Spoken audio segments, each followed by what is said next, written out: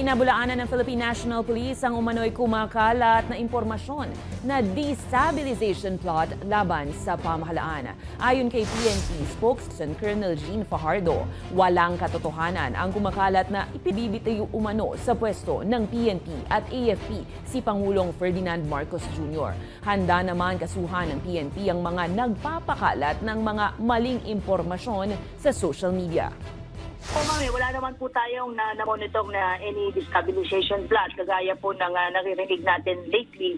But ang PNP po is closely monitoring this development. So tuloy-tuloy po yung gagawin po nating cyber patrolling and social media exploitations. And once we identify the source of this fake information, we will file criminal charges, particularly yung Article 154 of the revised penal code in relation to our cybercrime laws po.